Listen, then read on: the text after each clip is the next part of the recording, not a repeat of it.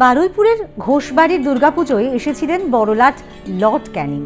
ঐতিহ্য মেনে আজও হয় ঘোষবাড়ির দুর্গাপুজো। শতাব্দী প্রাচীন দুর্গাপুজো ঘিরে সাজো সাজো রব ঘোষবাড়িতে।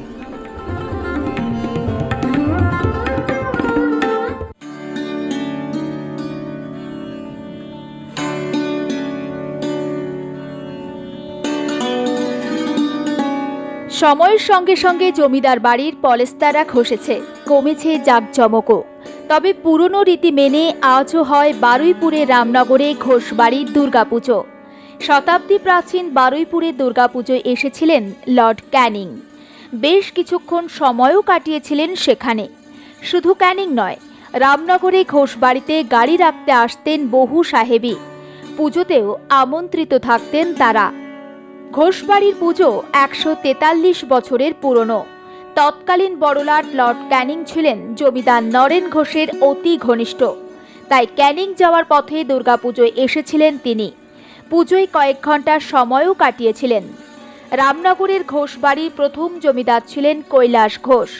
তার নামানুসারে বাড়ির নাম কৈলাস ভবন।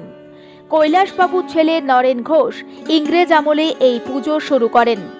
অষ্টমীতে ঘোষ বাড়ির পুজোয় নিরামিষ ভোগ রান্না হয়। সেই নিরামিষ ভোগ খেতেই ভিড় জমান গ্রামের মানুষ। সপ্তমী থেকে দশমী চাল কুমড়ো বলি হয়। সন্ধি পুজো দেখতে আশেপাশে গ্রামের মহিলারা জড়ো হন। বিসর্জনের দিন কাঁধে করে ঢাক ঢোল বাজিয়ে মাকে নিয়ে যাওয়া হয় বাড়ির পুকুরে। সেই পুকুর হেদুয়ার পুকুর বলে পরিচিত। এই পুকুরে সাহেবরাও স্নান করতে আসতেন।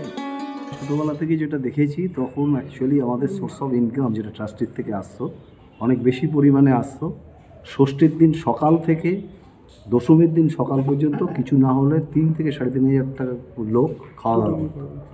সেই সোর্স অফ ইনকাম না থাকার জন্যে এখন সেইটা ছোটো করে পুজোটাকেই জাঁকজমক করে মেনলি করা হয়।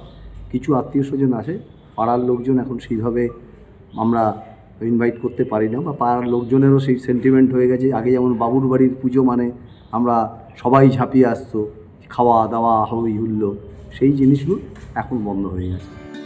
পরিবারের সদস্যরা কলকাতা সহ দেশের বিভিন্ন প্রান্তে থাকলেও পুজোর কটা দিন তারা মিলিত হন বাড়ির দুর্গা দালানে।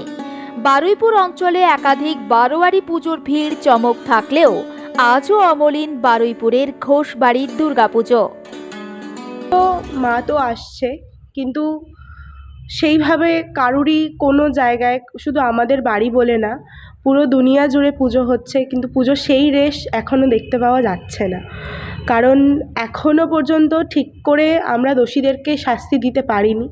প্রতিবাদ চলছে, চলবেও, যতদিন না আমরা ঠিকঠাক করে শাস্তি দিতে পারবো। আমাদের পুরো জেনারেশনটাকে নড়িয়ে দিয়েছে। আমরা মেয়েরা প্রচণ্ড ভয়ে থাকি। উৎসবে চাকচিক্য, উজ্জ্বল আলো, আয়োজনের ধুমধাম। কোনো কিছুই না থাকলেও জমিদার বাড়ির সাবেকি দুর্গাপুজো দেখতে ভিড় জমান সাধারণ মানুষ।